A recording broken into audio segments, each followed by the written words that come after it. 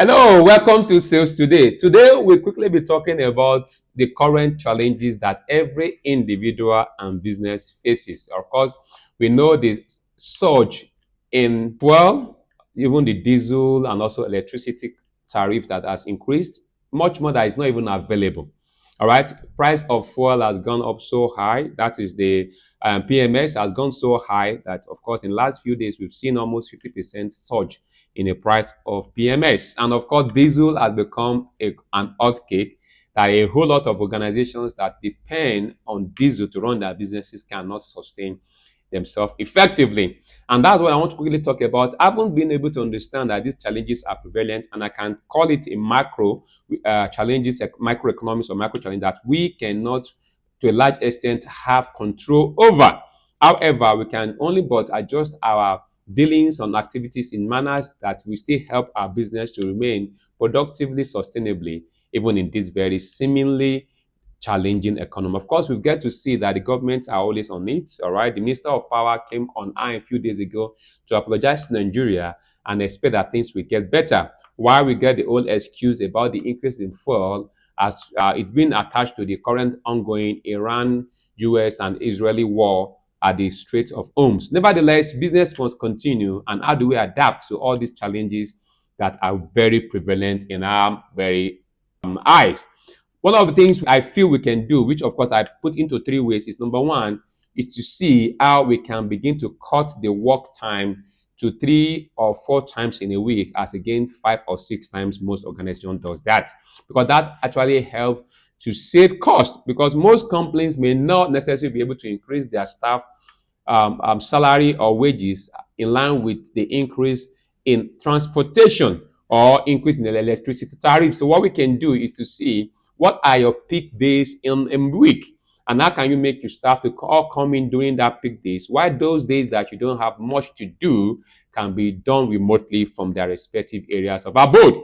Or better still, you can decide to make, for those that are always having to work on the field, make your field work in line with the most productive days of the week, where you can get to meet your client on the field to do pitching or to sell to them alongside too. And more importantly, you can also look at the ways where the days that are most productive are being used effectively to get in what you intend to get for that period of time. Number two, make use of the social media engagement or structures or gadgets available. For example, you can make use of apps such as the Zoom or the Google Meet or many other apps that really are synonymous to work environments, where you can begin to have your business meeting online, and not necessarily allowed to be in the office just to discuss basic instructions or to pass out tasks that need to be done by individual or teams across. So invariably, it becomes much easier to really save time and save energy by you having to delegate duties and tasks via the Zoom or any other platform that really encourage your business communication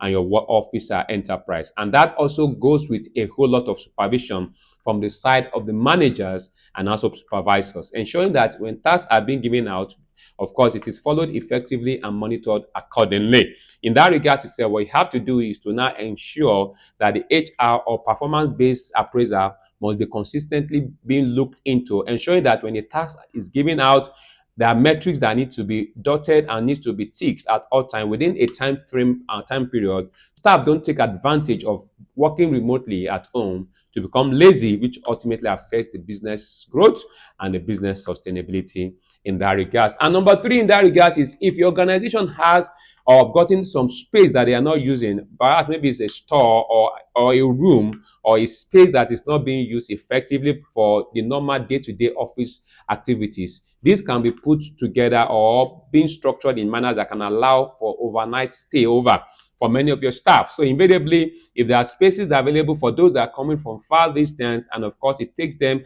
additional expense to come into the office, you can make such space available in manner that becomes habitable for them to have a sleepover. I know several organizations in VI, for staff that stays perhaps in the island, does that consistently, where the staff sometimes have to stay 2 3 days at the office to be able to catch up with their work, and they only go maybe once or twice in a week. And finally, in that aspect also is to look at the staff areas of earnings, and this has to be done on performance based metrics. All right, even though we know we want to do some of the ways we did during the period of COVID-19, it's now important to look at giving the staff that perform effectively and optimally additional benefits, that despite the fact that they were not in the office to be supervised at every point in time, staff still took their initiative to be at their best and produce results effectively despite not being in the office consistent. So you can now begin to look at how you can rework